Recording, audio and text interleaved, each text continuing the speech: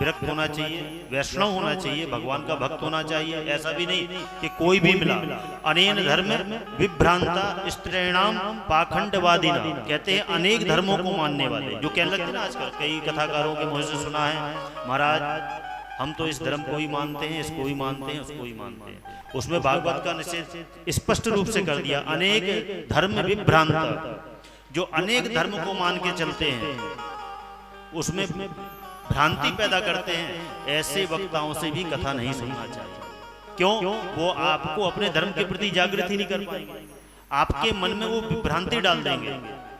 थोड़ी देर में उन्होंने अपने हिंदू धर्म सनातन धर्म का प्रचार किया और कुछ क्षण बाद अन्य आदि धर्मों का वर्णन करने लगे।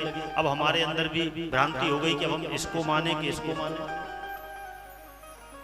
तो ऐसे व्यक्तियों की, जो ऐसे आचार्य आदि हैं, अभी हमने एक वीडियो देखी मोबाइल में आई, एक देवी जी हैं, उन्होंने वर्णन किया, बोले व्यास की कोई जाति नहीं होती। व्यास का अर्थ होता है जो व्याख्या करे। ठीक है, अपनी दृष्टिकोण से आपने व्यास शब्द का अर्थ कर दिया, ठीक है, पर हमारे शास्त्र में जो व्यास शब्द का अर्थ है, व्यासस्य समाहिता शास्त्रोक्त विधि नामे, अर्थात व्यास वो जो दुनिया के अवगुणों को समावेश कर लेते हैं, अवगुणों को समा करके और अच्छी अच्छी बातों को करे, वो व्यास।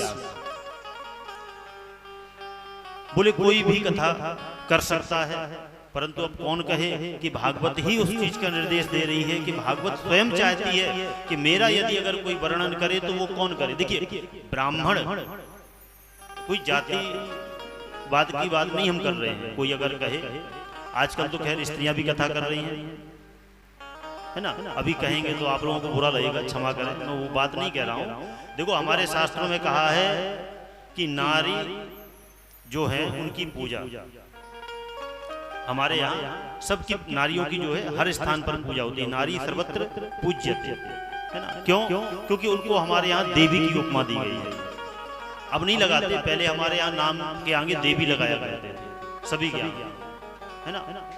जैसे मीरा देवी, राधा देवी, शोभा देवी, देवी लगता था क्योंकि वो उनकी महानता थी।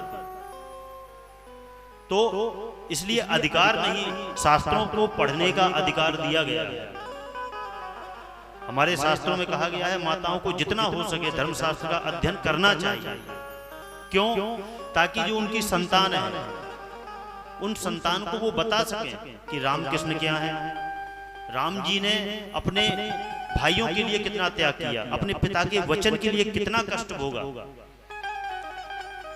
और लक्ष्मण भरत शत्रुघ्न ने भी अपने बड़े भाई की आज्ञा मान करके उनके लिए कितना संघर्ष किया।